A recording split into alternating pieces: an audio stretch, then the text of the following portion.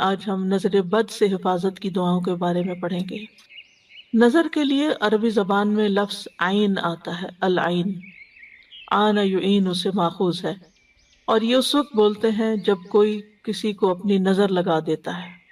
اس کی اصل حقیقت یہ ہوتی ہے کہ نظر لگانے والا کسی چیز کو پسند کرتا ہے، پھر اس کے نفس کی جو کیفیت ہوتی ہے، یعنی اس کے جو دل کی حالت ہوتی ہے، وہ اس کا پیچھا کرتی ہے۔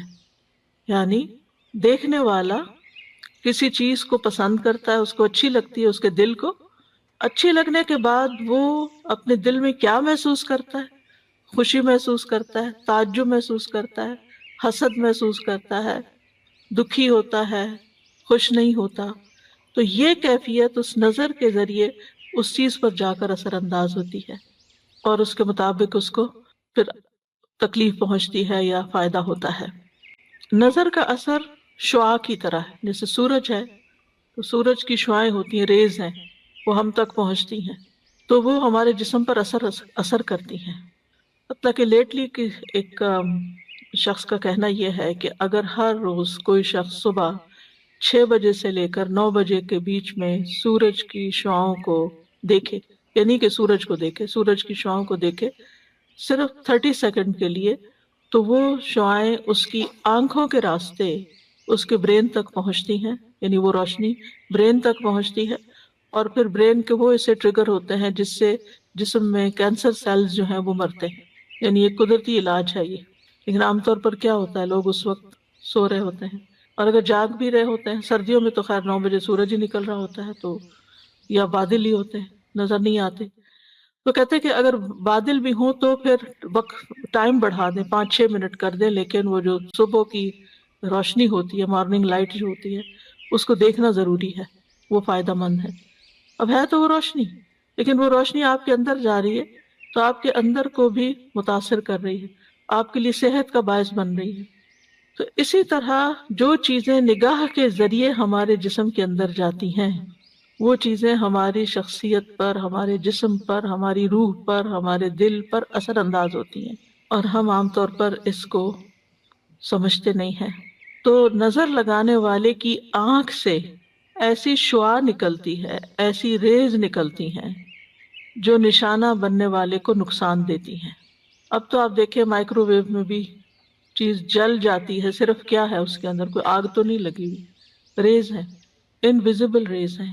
اسی طرح پتھروں کو توڑنے کے لیے بھی بعض ریز استعمال ہوتی ہیں، جیسے گال بلیڈر کے جو سٹونز ہوتے ہیں ان کو لیزر کے ذریعے ریموو کیا جاتا ہے۔ اسی طرح کچھ اور تھراپیز بھی لیزر کے ذریعے کی جاتی ہیں۔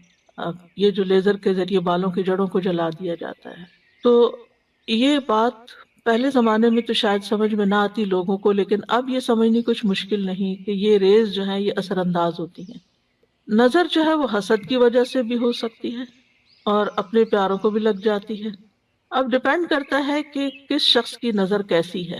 کچھ لوگوں کی نظر میں زیادہ تاثیر ہوتی ہے، وہ نظر کرم بھی کہتے ہیں نا، یعنی جہاں بری نظر ہوتی ہے وہاں اچھی نظر بھی ہوتی ہے، محبت کی نظر بھی ہوتی ہے، اور دوسرے کے ساتھ ایک احساس کی نظر بھی ہوتی ہے، کیئر کی نظر بھی ہوتی ہے، وہ بیمار کو فائدہ دیتی ہے۔ یعنی یہ نہیں کہ نظر صرف بری ہی ہوتی، نظر اچھی بھی ہوتی ہے۔ تو لیکن جو شخص خبیث النفس ہوتا ہے، جو کسی کی خوشی پر، کسی کی نعمت پر خوش نہیں ہوتا، جو اللہ کی تقسیم پہ راضی نہیں ہوتا، وہ شخص، اس کے اندر کی جو خباثت ہے اس کی نگاہوں کی ریز کے ساتھ دوسرے شخص کو متاثر کرتی ہے، اور جو شخص جتنا کمزور ہوتا ہے اتنا ہی پھر وہ وکٹم بن جاتا ہے۔ اسی لیے آپ دیکھیں کہ بچوں کو نظر زیادہ لگتی ہے، کیونکہ بچے ابھی کمزور ہوتے ہیں، ان کو نہیں پتا ایمان کیا ہے، ان کو نہیں پتا قرآن کیا ہے، ان کو ابھی کچھ پتا نہیں ہے، تو نہ وہ اپنے لیے کوئی دعائیں پڑھ سکتے ہیں اور نہ ہی وہ اپنے لیے کوئی دم کر سکتے ہیں۔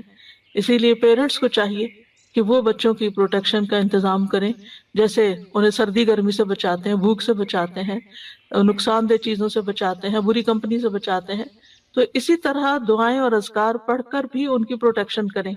حضرت ابراہیم علیہ السلام اپنے دونوں بیٹوں کے لیے دعا پڑھا کرتے تھے، اعوذکما بکلمات اللہ التامات من شر کل شیطان وہامۃ وعین لامۃ، اسی طرح نبی صلی اللہ علیہ وسلم حضرت حسن اور حسین پر، جبکہ ابھی وہ بچے تھے، ان پر بھی یہ دعا پڑھ کر ان کو یعنی پروٹیکشن کی دعا پڑھتے تھے نظر سے بچنے کے لیے۔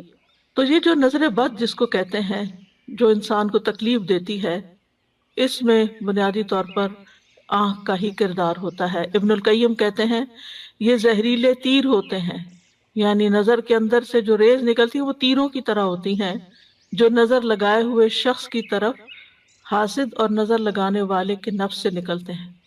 کبھی اس کو یہ تیر لگ جاتے ہیں اور کبھی خطا بھی ہو جاتے ہیں۔ ضروری نہیں کہ ہر حاسد اور نظر لگانے والے کی آنکھ سے جو نکل رہا ہے وہ دوسرے کو نقصان بھی دے، باذن اللہ ہوتا ہے۔ ایک ہی شخص ہوتا ہے، 10 لوگوں کو دیکھتا ہے مگر ایک کو لگتی ہے نظر، سب کو نہیں لگتی۔ اس کے یعنی نظر لگانے والے کے، اس کے نظر یعنی کہ کنٹرول میں ایز سچ تو نہیں ہوتا، لیکن وہ اپنے دل کی کیفیت کو تو بدلے۔ جب وہ اچھی نظر یعنی اس کا دل اچھا ہوگا، خوش ہو کے اور یعنی دوسروں کے لیے ہمدردی اور خیرخواہی رکھتے ہوئے کسی کو دیکھے گا تو انشاءاللہ فائدہ بھی ہوگا، کیونکہ بنیادی طور پر نگاہ اور دل کا بہت گہرا تعلق ہے۔ تو دل کے اندر سے دل کی جو کیفیت ہوتی ہے وہ ٹرانسفر ہوتی ہے نگاہ کے ذریعے، نظر کے ذریعے دوسرے شخص پر، یعنی وہ دوسرے کو جا کے متاثر کرتی ہے، دوسرے کو جا کے لگتی ہے۔ تو اب اسی لیے تزکیے کا حکم ہے۔ اگر تزکیہ نہیں ہے تو اور لوگوں کے لیے دلوں میں نفرت ہے، حسد ہے، تو پھر اسی طرح کی نگاہ بھی ہوگی، ویسے ہی آپ دوسروں کو دیکھیں گے بھی، اور دوسرے پھر اسی طرح کے ان کے اندر جذبات آپ کے لیے بھی پیدا ہوں گے۔ اور تو بہرحال نظر کا لگنا جو ہے یہ برحق ہے۔ نبی صلی اللہ علیہ وسلم نے فرمایا العین حق، صحیح بخاری کی روایت ہے۔ اس کا مطلب یہ ہے کہ یہ ایک ایسی حقیقت ہے جو ثابت شدہ ہے، واقعی ہے، یعنی اٹس اے ریالٹی۔ یہ صرف کوئی وہم و گمان کی بات نہیں کہ نظر لگتی ہے، بلکہ یہ ایک حقیقت ہے کہ ایسا ہوتا ہے۔ کفار اپنی نگاہوں کے ساتھ نبی صلی اللہ علیہ وسلم کو دعوت و تبلیغ کے کام سے روکنا چاہتے تھے، جس کا ذکر سورۃ القلم میں آتا ہے وَإِن يَكَادُ الَّذِينَ كَفَرُوا لَيُزْلِقُونَكَ بِأَبْصَارِهِمْ لَمَّا سَمِعُوا الذِّكْرَ وَيَقُولُونَ إِنَّهُ لَمَجْنُونٌ۔ اور وہ لوگ جنہوں نے کفر کیا یقیناً قریب ہے کہ آپ کو اپنی نظروں سے گھور گھور کر ضروری پھسلا دیں جب وہ ذکر کو سنتے ہیں، اور کہتے ہیں کہ یقیناً یہ تو دیوانہ ہے۔ یعنی وہ آپ کو ایسی نفرت بھری نگاہوں سے دیکھتے تھے جب وہ آپ کو قرآن پڑھتے ہوئے سنتے تھے کہ آپ پڑھنا روک دیں کسی طرح، یعنی اپنی نظروں سے آپ کو نقصان پہنچائیں۔ وہ تو اللہ تعالیٰ کی حفاظت تھی تو نقصان نہیں پہنچا سکتے تھے، لیکن ان کا مقصد یہی تھا۔ اور یہ بالکل ایسے ہی ہوتا ہے کہ اگر آپ کسی سے بات کر رہے ہوں اور دوسرا شخص نفرت سے آپ کو دیکھ رہا ہو یا غصے سے دیکھ رہا ہو تو آپ اپنا کانفیڈینس بعض اوقات لوز کر جاتے ہیں، حالانکہ وہ کہہ کچھ نہیں رہا ہوتا، لیکن صرف اس کے دیکھنے کا انداز ایسا ہوتا ہے جیسے جس کو گھورنا کہتے ہیں بعض اوقات، تو وہ یعنی آپ کو آپ کی بات سے ہٹا دیتا ہے، یعنی آپ کی کنوکشن لوز ہو جاتی۔ ابن عباس رضی اللہ عنہما اس کی تفسیر میں کہتے ہیں اس کا مطلب یہ ہے کہ وہ اپنی نگاہوں سے تمہیں نظر بد لگا دیں۔ ابن کثیر کہتے ہیں اس میں اس بات کی دلیل ہے کہ اللہ عز و جل کے حکم سے نظر کا لگ جانا اور اس کی تاثیر کا پیدا ہو جانا برحق ہے۔ اسی لیے اللہ سبحانہ تعالیٰ نے نبی صلی اللہ علیہ وسلم کو حاسد کے حسد سے اور حاسد کے شر سے پناہ مانگنے کا حکم دیا۔ وَمِن شَرِّ حَاسِدٍ اِذَا حَسَدَ۔ تو عام طور پر جو نظر لگتی ہے وہ حاسد کی ہوتی ہے، جو آپ کی نعمت پر خوش نہیں ہوتا۔ ابن قیم کہتے ہیں نظر بد کو لگانے کا اصل سبب اور بنیاد حسد ہے۔ اسی لیے بعض اذکار میں من حسد حاسد آتا ہے، یعنی حاسد جب حسد کرتا ہے اور اس کا حسد اس کی نگاہوں سے چھلکتا ہے اور وہ آپ کو تکلیف دیتا، نقصان دیتا ہے، تو اس سے بھی اللہ تعالیٰ محفوظ رکھے۔ لیکن ضروری نہیں کہ صرف حسد کی بنیاد پر، بعض اوقات حسد کے علاوہ بھی جیسے آگے میں وضاحت کروں گی کہ تعجب کی بنیاد پر، ایکسائٹمنٹ کی وجہ سے اور محبت کی وجہ سے بھی نظر لگ جاتی ہے، جیسے ماں کی بچے کو لگ جاتی ہے۔ اور کبھی کسی انسان کی فطرت کی بنا پر، یعنی اس کے اندر جو ایک پوائزن ہے اوور آل لوگوں کے بارے میں، ایک تلخی ہے، ایک فطرت میں وہ بخیل ہے یا کسی کی خوشی پہ خوش نہیں ہوتا، تو اس کی نظر بھی لگ جاتی ہے. تو ضروری نہیں کہ وہ آپ کی جان پہچان ہو. مثلاً آپ ٹریول کر رہے ہیں، آپ نے کوئی اچھی جیولری پہنی ہوئی ہے، اچھے کپڑے پہن کے بیٹھے ہیں، اچھا سا بیگ لے کے بیٹھے ہوئے ہیں، اور دور کوئی سیٹ پر بیٹھا آپ کے ساری حال ولیے کا جائزہ لے رہا ہے، اور اس کو بالکل اچھا نہیں لگ رہا یہ سب کچھ، کیونکہ اس کے پاس یہ سب نہیں ہے. حالانکہ آپ کے بیچ میں نہ کسی قسم کا کوئی تعلق رشتہ نہیں ہے، لیکن وہ صرف اپنی فطرت کی بنا پر آپ کو اپنی نگاہوں سے ایک طرح سے تکلیف دے رہا ہے ان انٹینشنلی. یعنی وہ اپنی فطرت سے مجبور ہے، اس کی نیچر ہے یہ کہ جب وہ کسی کے پاس کوئی اچھی چیز دیکھتا ہے تو اس کو بہت برا لگتا ہے. تو کسی کی بھی خوبی دیکھ کر جو خیال انسان کے اندر پیدا ہوتا ہے وہ عام طور پر حسد کہلاتا ہے، یعنی برا خیال جو پیدا ہوتا ہے. ماہرین نفسیات بھی کہتے ہیں کہ انسان اپنے ارادے، خواہش اور توجہ کے ذریعے دوسروں پر بہت جلد اثر انداز ہو سکتا ہے. یعنی اگر آپ کسی کو توجہ دیتے ہیں،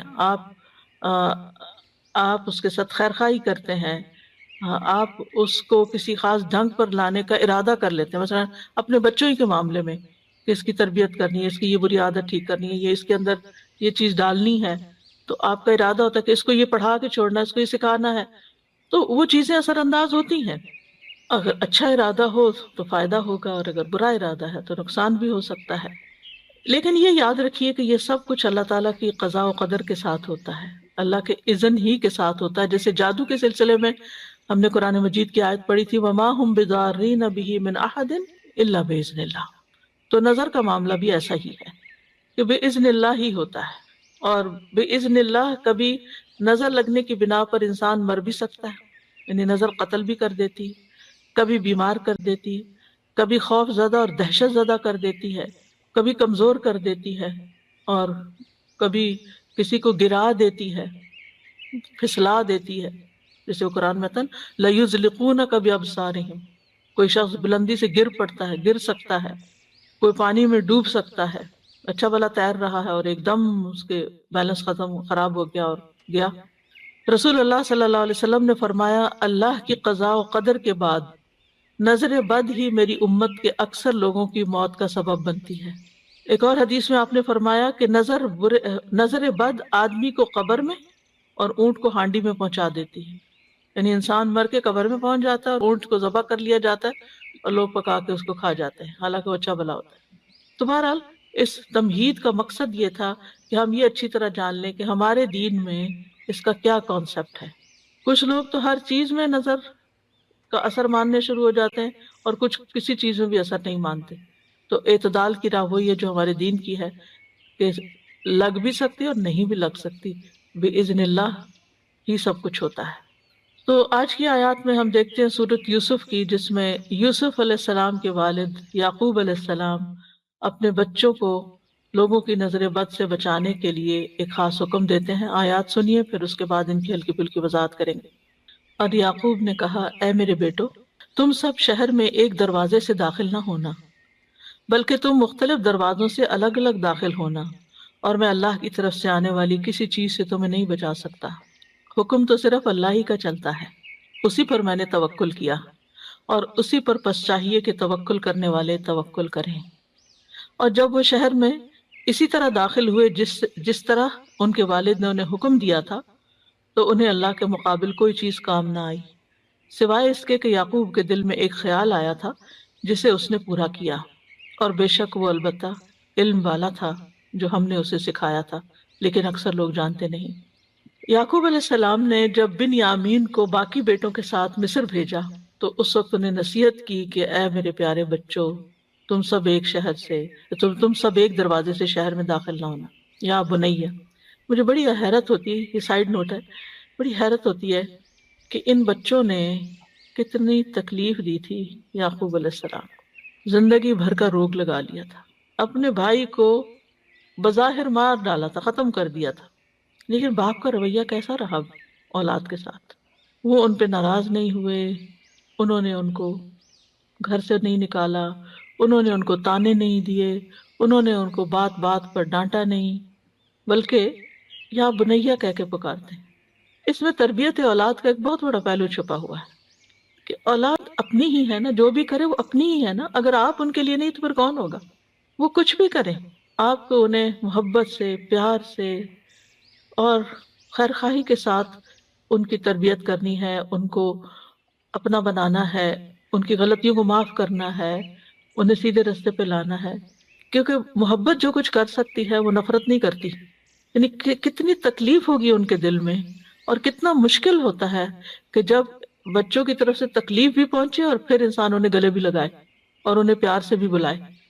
لیکن بہت سے والدین اس کی پرواہ نہیں کرتے، اور وہ اگر بچوں نے کوئی ایسا کام کر لیا ہے جو قتل سے بڑا کیا جرم ہو سکتا ہے، باقی جرائم تو اس سے چھوٹے ہی ہوتے ہیں، اگر انہوں نے کوئی ایسا کام کر لیا ہے تو اس کہتے ہیں ہماری شکل نہ دکھاؤ، تم گھر سے نکل جاؤ، اور ڈسون کر دیتے ہیں، چھوٹی چھوٹی باتوں پر لڑنے مرنے پہ تیار ہو جاتے ہیں۔ ایسے بچوں کی زندگی حرام کر کے رکھ دیتے ہیں۔ تو بہرحال کہتے ہیں میرے پیارے بچوں، تم سب ایک دروازے سے شہر میں نہ جانا، اور انہیں پروٹیکٹ کرنے کے لیے سفر کرنے کا طریقہ بتا رہے ہیں، بلکہ مصر میں مختلف دروازوں سے ایک ایک دو دو کر کے داخل ہونا، تاکہ تم لوگوں کی نگاہ میں نہ ہو، تمہیں بری نظر نہ لگے، کیونکہ آپ کو پتہ ہے کہ فلسطین کے لوگ ویسے بھی کتنے خوبصورت ہوتے ہیں، اور پھر وہ سارے جوان لڑکے اور وہ سارے کے سارے ایک گروپ بن کے اگر ایک ہی جیسی شکلوں جیسے وہ داخل ہو رہے ہوں تو کوئی بھی دیکھے گا تو نظر معجب ہوتی، تعجب والی، حیرانگی والی، خوشی والی، وہ ان کو نقصان دے سکتی ہے۔ تو چونکہ وہ خوبصورت تھے، طاقتور تھے، مضبوط نوجوان تھے، تو انہیں ڈر تھا کہ نظر لگے گی، اور ساتھ ہی پھر کہا کہ میں اپنی اس تدبیر کے ذریعے اللہ کی قضاء و قدر کو نہیں ٹال سکتا، سبب اختیار کرنا ہمارا کام ہے، لیکن باقی پھر اللہ کے ہاتھ میں ہے۔ یعنی احتیاط تقدیر کی راہ میں حائل نہیں ہو سکتی، تمام فیصلے اللہ کے اختیار میں ہیں، اس میں کسی اور کا کوئی دخل نہیں ہے، اس لیے میں اس پہ توکل کرتا ہوں۔ تو ایسے تمام معاملات جن کے معاملے میں انسان کا دل چھوٹا ہوتا ہے، خوف ہوتا ہے، انسان کو چاہیے کہ تدبیر اختیار کرے اور باقی اللہ پہ بھروسہ کرے اور اپنا دل ہلکا کر لے۔ تو کہتے ہیں کہ تمام لوگوں کو بھی صرف اسی پہ بھروسہ کرنا چاہیے، یعنی وہ ساتھ دوسروں کو بھی سبق سکھا رہے ہیں۔ تو بہرحال یوسف علیہ السلام کے بھائی مصر پہنچ کر والد کی نصیحت کے مطابق مختلف دروازوں سے شہر میں داخل ہوئے، لیکن ہوا وہی جس کی کھٹک تھی ان کے دل میں، کہ وہ بنیامین کے ساتھ وہ واقعہ پیش آ گیا، اور بنیامین کو انہیں وہیں چھوڑنا پڑا۔ وقال یا بنی لا تدخلوا من باب واحد وادخلوا من ابواب متفرقہ، اے بچوں ایک دروازے سے نہیں، مختلف دروازوں سے داخل ہونا۔ وما اغنی عنکم من اللہ من شیء ان الحکم الا للہ علیہ توکلت وعلیہ فلیتوکل المتوکلون۔ یعنی انسان اپنا مطلوب اور مقصود توکل کے ذریعے ہی حاصل کر سکتا ہے۔ وَلَمَّا دَخَلُوا مِنْ حَيْثُ أَمَرَهُمْ أَبُوهُمْ مَا كَانَ يُغْنِي عَنْهُمْ مِنَ اللَّهِ مِنْ شَيْءٍ، تو پھر جب وہ اسی طریقے پہ داخل ہوئے جس پہ ان کے والد نے انہیں گائیڈ کیا تھا، لیکن وہ تدبیر ان کے کام نہ آئی۔ إِلَّا حَاجَةً فِي نَفْسِ يَعْقُوبَ قَضَاهَا، مگر یہ ایک ایسی ایک ضرورت تھی، ایک حاجت تھی، ایک تڑپ تھی جو یعقوب علیہ السلام کے دل میں تھی، کہ جس کو انہوں نے پورا کیا تھا۔ یعنی ایک خیال تھا جو انہوں نے بیان کر دیا، اور ان کا خیال ایسا ویسا نہیں تھا۔ وَإِنَّهُ لَذُو عِلْمٍ لِمَا عَلَّمْنَاهُ، وہ ہمارے دیے ہوئے علم کی بنا پر صاحب علم تھا، اس نے علم کی بنا پر یہ بات کہی تھی۔ یہ ہے اہم نقطہ کہ ان کو پتا تھا کہ نظر لگتی ہے، اور انہوں نے علم کی بنا پر ہی تدبیر اختیار کی تھی، اور علم کی بنا پر یہ کہا تھا کہ اللہ کی تقدیر کو میں نہیں ٹال سکتا، اور علم کی بنا پر ہی کہا تھا کہ توکل کرنا۔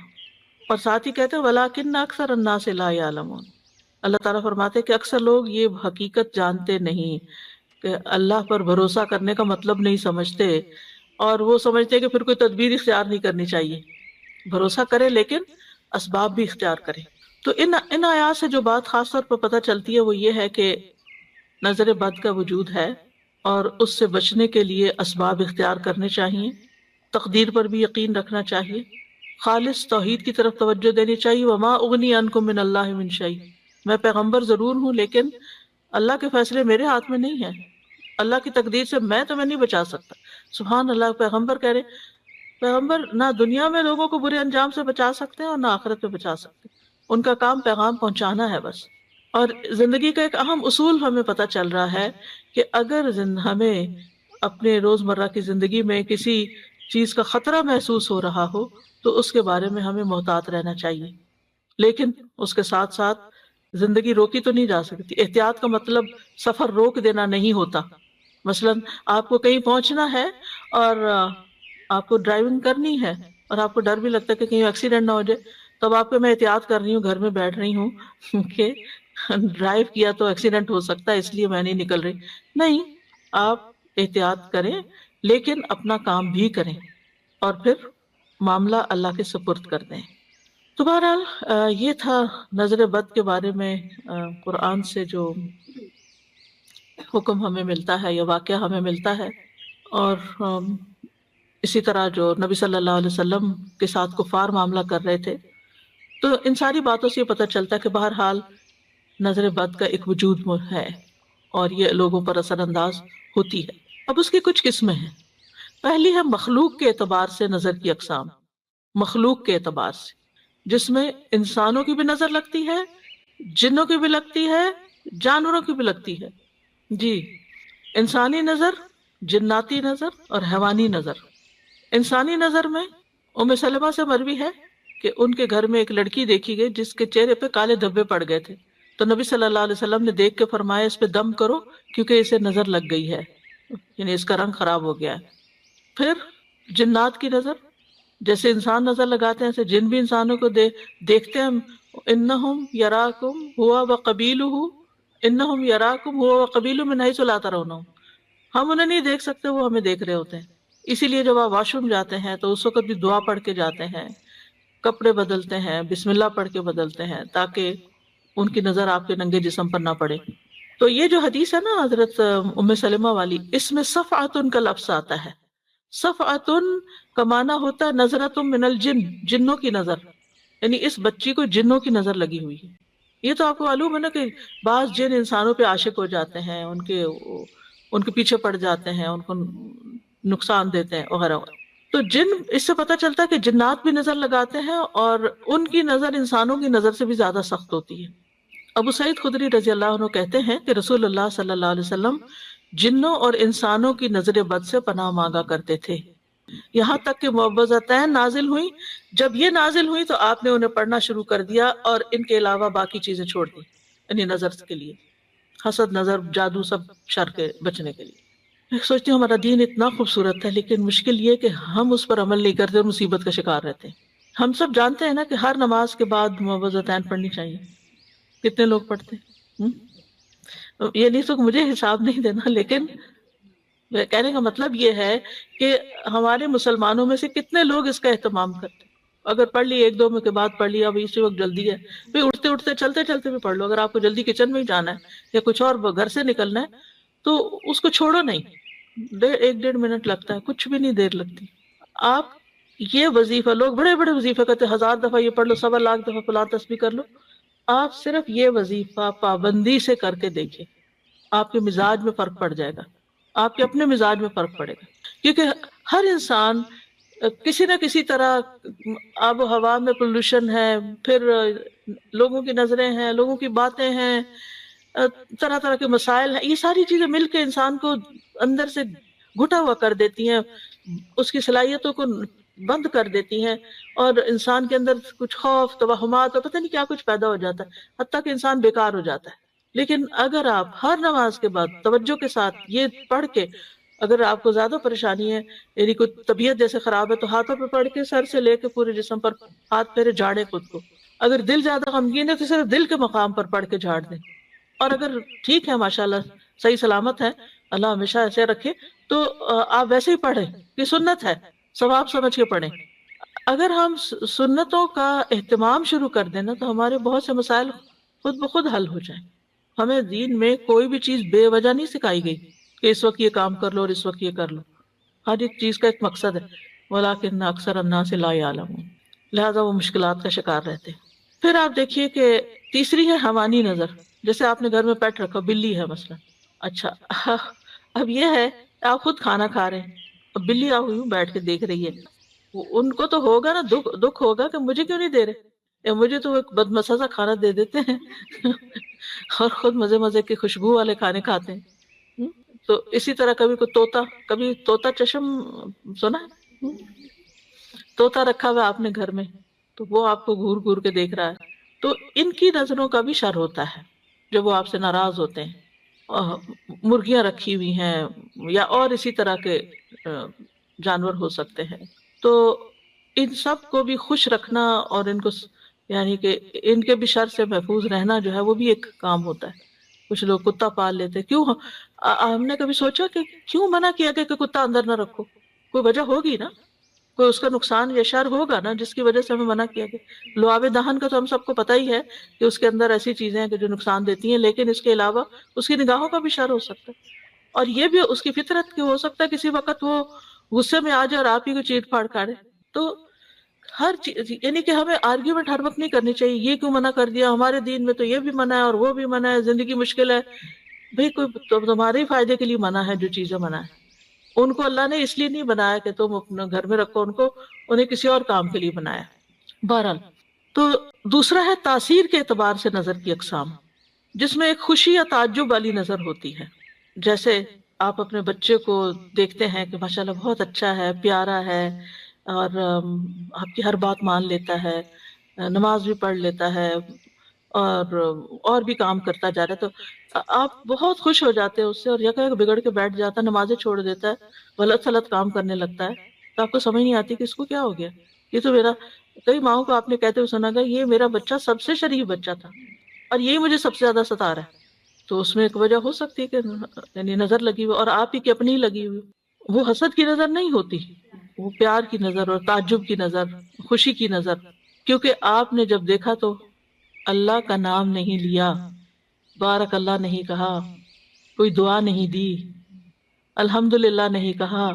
کیونکہ جب ہمیں نعمتیں اوپر تلے ملنے لگتی ہیں نا تو ہم سمجھتے ہیں کہ یہ ہماری کوششوں کا نتیجہ ہے، یا ہمیں الحمدللہ کہنے کی توفیق نہیں اس وقت ہوتی، یا بارک اللہ نہیں کہتے، یا لا حول ولا قوت، ماشاء اللہ نہیں کہتے.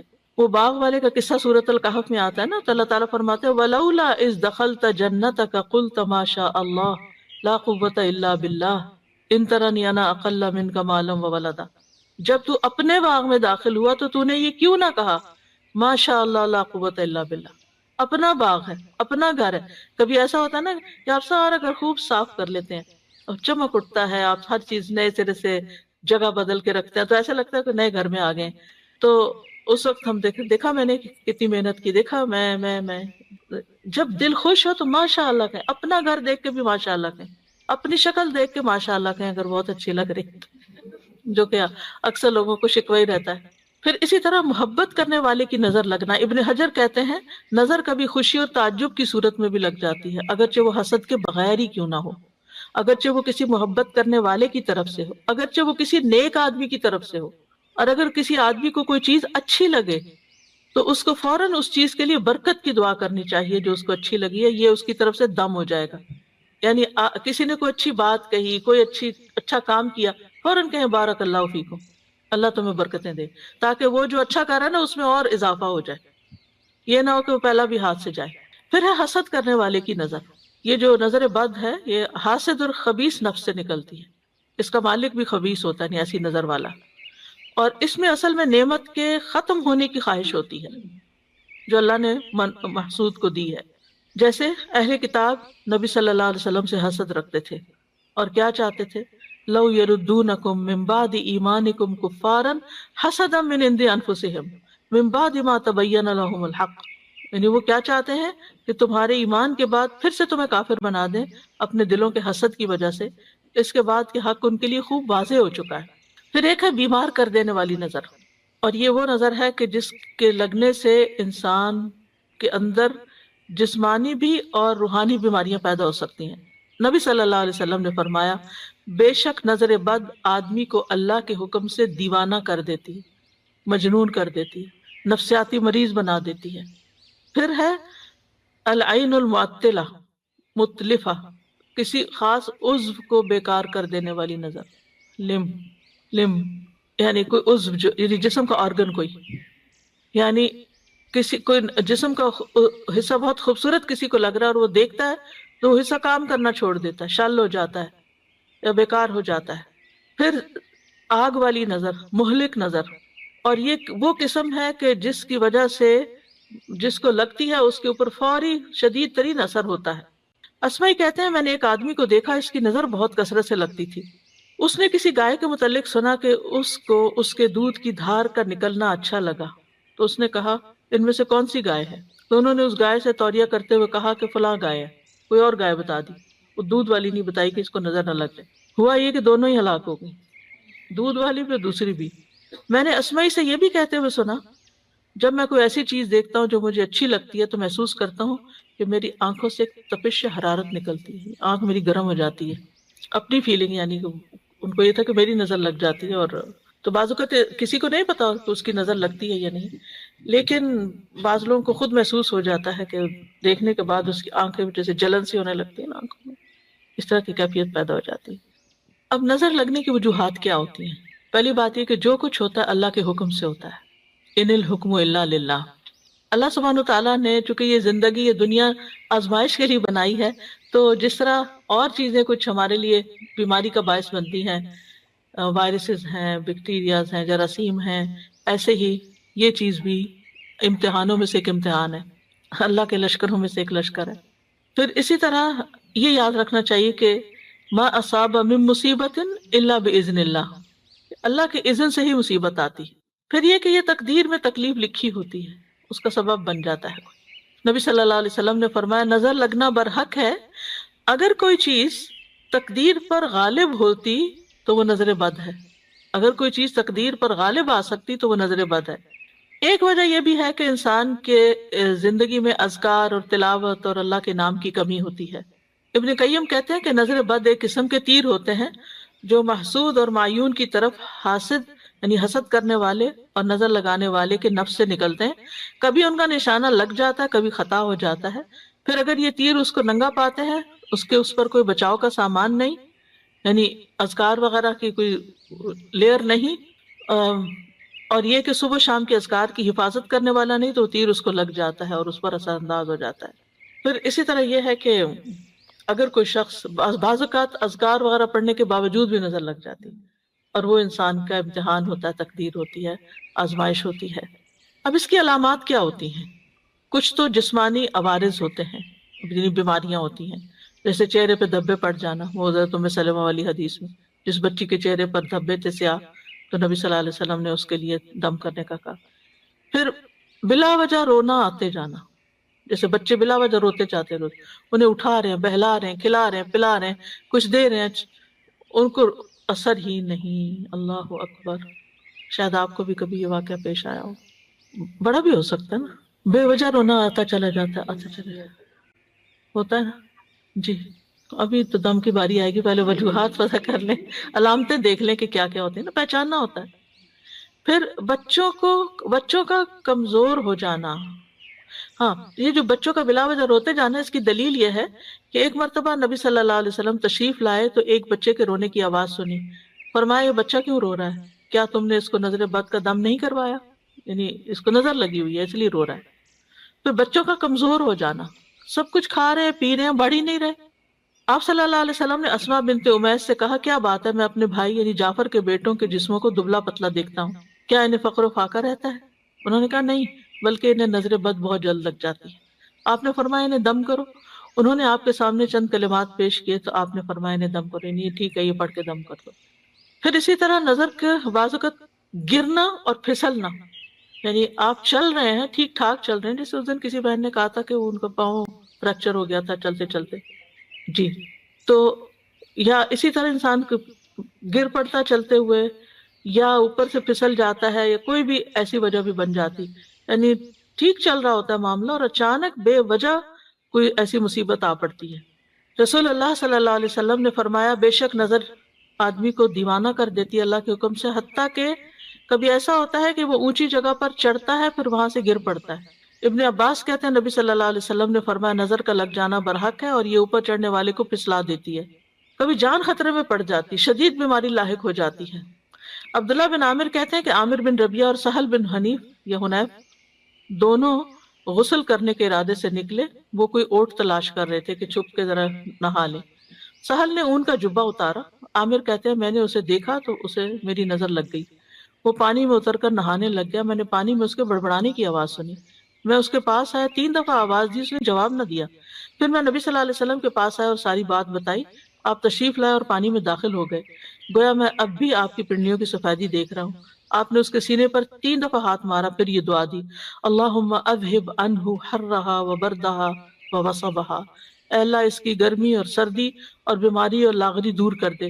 پھر کھڑے ہوئے اور فرمایا، جب کسی کو اپنے بھائی کا وجود یا کوئی مال پسند آئے تو اس کے لیے برکت کی دعا کرے، کیونکہ نظر کا لگ جانا برات ہے، یعنی وہ اتنی دیر میں ہی جیسے گویا کہ دنیا سے جانا شروع ہو گئے۔ اسی طرح دیگر جسمانی علامات بھی ہوتی ہیں، جیسے سر کا دکھنا، بے وجہ بخار چڑھ جانا بغیر کسی وجہ کے، دونوں یا کسی ایک کندھے میں درد ہونا جیسا کہ کوئی انگارہ یا تپش ہو، ایک کندھے میں یا بعض اوقات پیچھے ایک جگہ سے جلنے سے لگ جاتی ہے، پشت کے نچلے حصے میں درد ہونا یعنی بیک بون پہ نیچے کی طرف، قرآن سنتے وقت جمائیوں کا زیادہ نہیں، یون بہت کرنا، جب فضا میں خنکی ہو تو جسم کی حرارت کا بڑھ جانا ٹھنڈک سے، اور اس کے برعکس بھی گرمی ہو تو جسم کو بہت ٹھنڈا ہو جانا، اپوزٹ ٹیمپریچر پہ چلے جانا، بالوں کا اچانک گرنا کہ پورے پورے لچھے ہاتھ میں آنے لگ جائیں، ذہنی پراگندگی زیادہ ہونا کہ فوکس نہیں کر پا رہے، وزن اچانک کم ہونا شروع ہو جانا، کھانے کی خواہش ختم ہو جانا، چیز کو ذہن میں رکھنے، حفظ کرنے اور سمجھنے کی قدرت نہ ہونا، فوگی سا ذہن ہو جانا، کثرت سے پسینے آنا اور پسینے کی بو کا بھی چینج ہو جانا، متغیر ہو جانا، جلد پر پھوڑے پھنسیوں یا خارش کا ظاہر ہونا، نیند کا کم آنا اور زیادہ تر جاگنا، علیحدگی اور تنہائی پسند کرنا، رونے کی خواہش کرنا یا ہمیشہ روتے ہی رہنا۔ تو یہ کبھی کبھی چیزیں اکٹھی بھی ہو سکتی ہیں اور کبھی کوئی ایک بھی ہو سکتی ہے، اور ان میں ایک راکی ہی فرق کر سکتا ہے جو تجربہ کار ہوتے ہیں۔ پھر اجتماعی عوارض، مجالس سے علیحدگی اختیار کر لینا، کس سے اینٹی سوشل ہو جانا، کس سے ملنا جلنا نہیں، مال میں برکت نہ ہونا، معیار زندگی اچانک گر جانا، کام سے نفرت، باوجود قدرت اور ہمت کے کام کرنے کی خواہش نہ رہنا، رزق تلاش کرنے سے روگردانی کرنا، بہت کام کر لیا میں ریٹائرمنٹ لینا چاہتا ہوں، لوگوں پہ تہمت لگانا کہ یہ مجھے گھورتے ہیں، یہ بھی اس کی ایک علامت ہوتی ہے۔ کتنی عجیب بات ہے کہ فلاں مجھے دیکھ رہا تھا، فلاں مجھے گھور رہا تھا، اور اسی طرح کے دیگر نفسیاتی بیماریوں کا پیدا ہو جانا۔ اب کرنے کا کام کیا ہے؟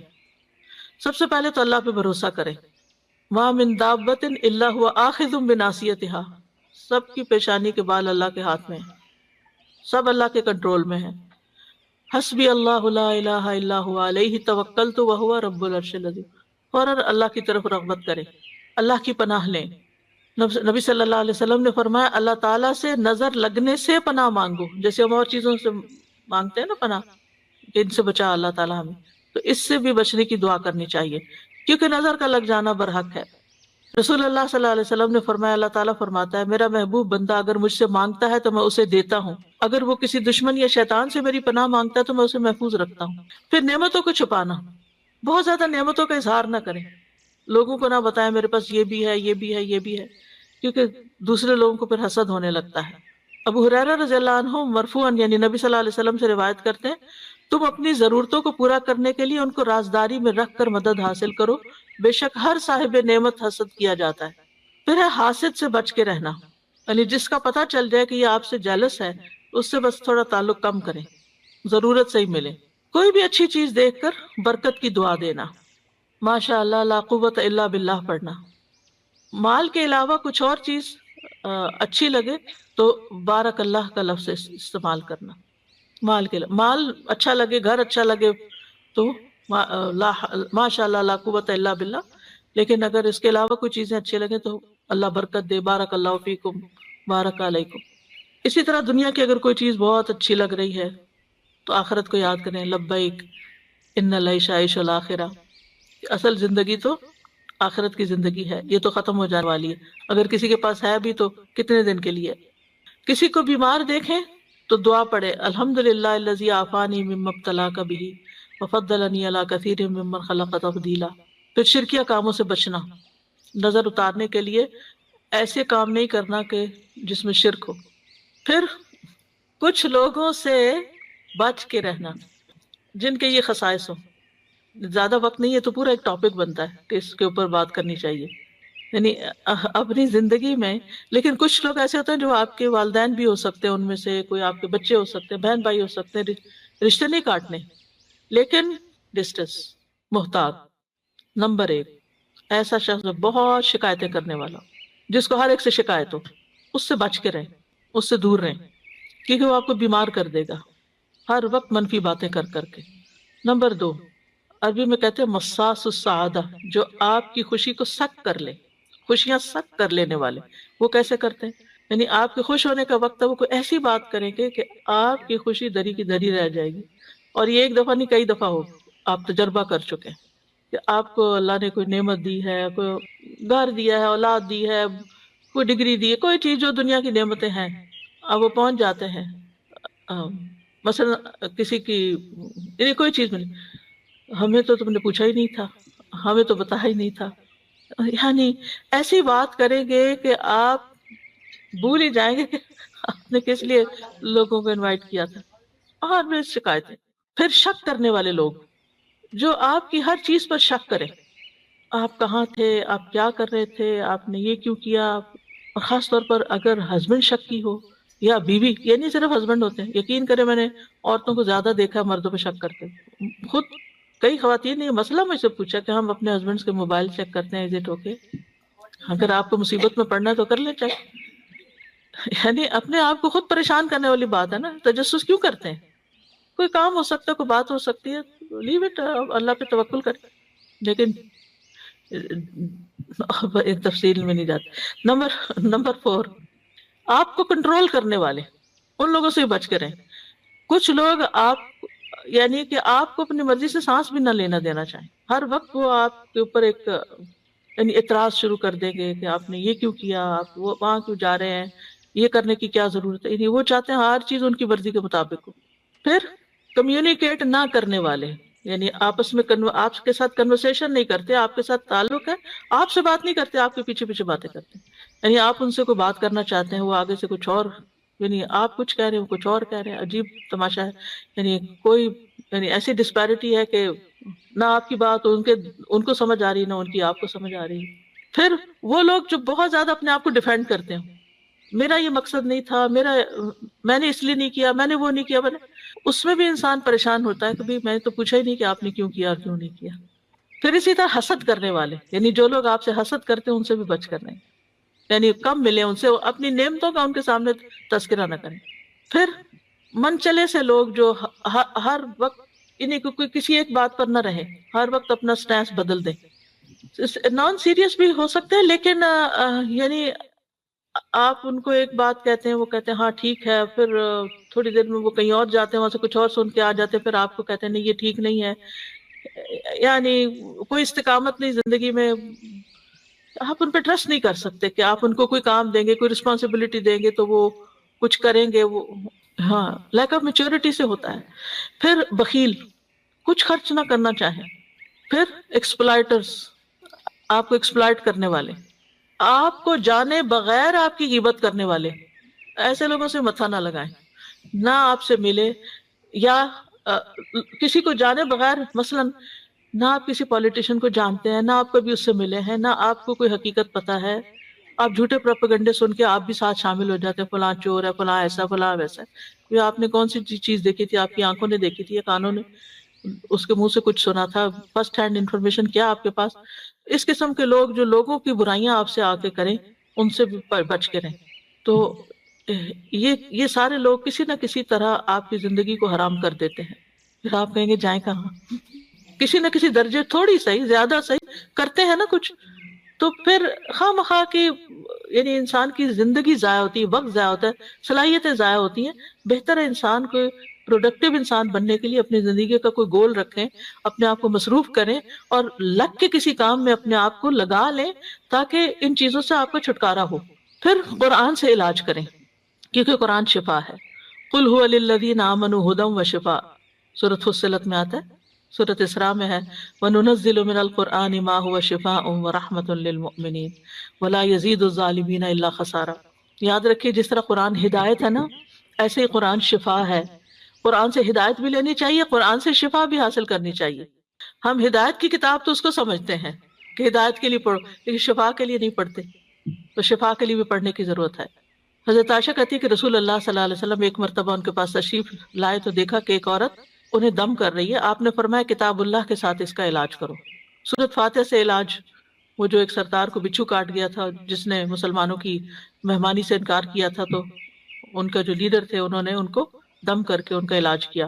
سورۃ البقرہ کی تلاوت کرنا اور سننا، نبی صلی اللہ علیہ وسلم فرمایا سورۃ البقرہ پڑھا کرو، کیونکہ اس کا پڑھنا باعث برکت اور اس کا چھوڑنا باعث حسرت ہے، اور جادوگر اس کو حاصل کرنے کی طاقت نہیں رکھتے۔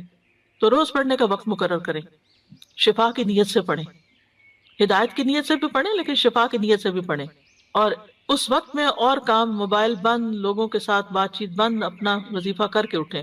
خاص طور پر اگر بیمار ہیں یا کوئی مسئلہ ہے، کر سکے تو روز ایک دفعہ پڑھ لے، پوری آدھی پڑھ لے، 4 حصے کر لے، اس کے 6 حصے کر لے، جیسے بھی آسانی ہو۔ پھر نظر اور حسد سے متعلق جو آیات ہیں ان کی تلاوت کرنا، جیسے وَإِن يَكَادُ الَّذِينَ كَفَرُوا، یہ کارڈ ہے بڑا خوبصورت سا ایول آئی کے بارے میں۔ یہ جو میں آپ کو معلومات دے رہی ہوں اس میں سے کچھ معلومات بھی آپ کو اس میں ملیں گی اور دعائیں بھی ملیں گی۔ پھر اسی طرح نظر اور تکلیف کو دور کرنے والی دعائیں، یہ کارڈز موجود ہیں، ان سے فائدہ اٹھائیں۔ پھر نظر اور حسد کا رقیہ پڑھنا یا سننا، دونوں طرح ٹھیک ہے، پڑھنا زیادہ بہتر ہے، ورنہ سننا تو فائدہ دے گا انشاءاللہ۔ معوذتین، ہر نماز کے بعد لازم، صبح شام 3 بار، نمازوں کے دوران بھی۔ اسی طرح سورۃ الکافرون اور آیت الکرسی، آیات سکینہ صبح اور شام سننا۔ تیسرا ہے دعاؤں اور دم کے ذریعے علاج، صبح و شام اذان کو تکرار کے ساتھ غور سے سننا۔ اب یہاں چونکہ اذان نہیں ہوتی کہیں، تو کمپیوٹر پہ لگا لیں اور اچھی طرح اس کو توجہ سے سنیں، اور اگر آپ مسجد جاتے ہیں تو اللہ کے لیے باتیں کرنے کی بجائے توجہ سے اذان سن کے جواب دے کے دعا کریں اپنے لیے، وہ قبولیت کا وقت ہوتا ہے۔ پھر اسی طرح نظر لگنے پر دم کرنا، حضرت عائشہ فرماتی ہے کہ رسول اللہ صلی اللہ علیہ وسلم نے مجھے حکم دیا کہ نظر بد لگ جانے پر دم کر لیا جائے، بخاری کی روایت ہے۔ امر ان یسترقى من العین، یہ جو لوگوں میں غلط فہمی پائی جاتی ہے نا، کسی سے رقیہ نہیں کرانا چاہیے۔ اب یہاں پر آپ دیکھیں یہ حدیث ہے بخاری کی، حضرت عائشہ کہتی ہیں امرنی رسول اللہ صلی اللہ علیہ وسلم ان یسترقى من العین، مجھے نبی صلی اللہ علیہ وسلم نے حکم دیا کہ نظر بد لگ جانے پہ دم کر لیا جائے۔ یہ حکم ہے آپ کا کہ علاج کرو اس سے، جی کر لیا جائے، یسترقى۔ مسلم کی روایت میں آتا ہے انس بن مالک رضی اللہ عنہ سے دم کرنے کے بارے میں، انہوں نے کہا بخار، پہلو کے پھوڑے اور نظر بد میں دم کرنے کی اجازت دی گئی ہے، یعنی اس کا علاج دم سے کر سکتے ہیں۔ ہاں، شرکیہ دم سے بچنا چاہیے، جس دم سے بچنے کا حکم ہے نا وہ شرکیہ دم ہے۔ عوف بن مالک کہتے ہیں ہم جاہلیت میں دم کیا کرتے تھے، ہم نے عرض کیا اللہ کے رسول صلی اللہ علیہ وسلم آپ اس بارے میں کیا فرماتے ہیں؟ آپ نے فرمایا تم اپنے دم میرے سامنے پیش کرو۔ کیا پڑھتے تھے؟ اور ایسے دم میں کوئی حرج نہیں جس میں شرک نہ ہو، یعنی اس کا مطلب کیا ہے پھر کہ وہ اگر قرآن اور سنت سے نہیں بھی لیکن الفاظ صحیح ہیں، اللہ کو پکارا جا رہا ہے تو اس سے بھی دم کر سکتے ہیں، اس کی بھی اجازت ہے۔ کیونکہ بعض لوگ اس پہ اعتراض اٹھا دیتے ہیں یہ جو آپ پڑھ رہے ہیں یہ تو سنت میں تو نہیں لکھا ہوا یہ لفظ، یعنی جب تھوڑا تھوڑا دین پڑا ہوتا ہے نا تو ہر چیز پہ ہم آبجیکشن شروع کر دیتے ہیں، اس کی ڈیپتھ میں جائے بغیر، اس کے اصل مقصد کو سمجھے بغیر۔ یسترخا کا مطلب یہ کروانا ہوتا ہے۔ نظر بد کا ایک خاص علاج غسل ہے، جس کی نظر لگی ہو اس کے جسم کا پانی، وضو کے اعضاء کا پانی لے کر جسے نظر لگی ہو اس کے کندھوں پہ زور زور سے بہانا چاہیے، ایسے پھینکنا چاہیے اس کو۔ حضرت عائشہ فرماتی ہیں کہ آپ کے زمانے میں نظر لگانے والے کو حکم دیا جاتا تھا کہ وہ وضو کرے، پھر اس کے استعمال شدہ پانی سے جسے نظر لگی ہوتی اسے غسل دیا جاتا۔ اس کا طریقہ کیا ہے کہ پانی جب آپ نے حضرت عامر کو وضو کا حکم دیا تو انہوں نے اپنا چہرہ، ہاتھوں، کونیوں اور دونوں گھٹنے تک ٹانگیں، صرف پاؤں نہیں، گھٹنے تک، اور تھوڑا سا ٹانگوں کا اندرونی حصہ ان کو دھویا، اور پھر اس پانی کو کلیکٹ کیا گیا اور حضرت سہیل کے پیچھے کندھوں پر پھینکا گیا، جس کی وجہ سے ان کی اثر دور ہو گیا۔ یعنی ایک آدمی ان کے سر پر ان کے پیچھے سے پانی بہا رہا تھا، ٹھیک ہے نا، کیونکہ اگر آگے سے پائیں گے تو منہ میں چلا جائے گا، پیچھے سے پیالے کو الٹ رہا تھا۔ جو ہی غسل ختم ہوا حضرت سہل اس طرح چل دیے جیسے کوئی تکلیف ہی نہ ہوئی۔ جو ہاتھ دھونے کا حکم ہے نا وضو کی طرح نا، کونیوں تک دھونے ہوتے ہیں ہاتھ، ٹھیک ہے، پاؤں بھی گھٹنوں تک نہیں لگی، پتہ نہیں کس کی لگی ہے، تو جس مجلس میں لگی ہے اس کے سارے لوگ ایک پیالے میں پانی کے اندر ہاتھ ڈالیں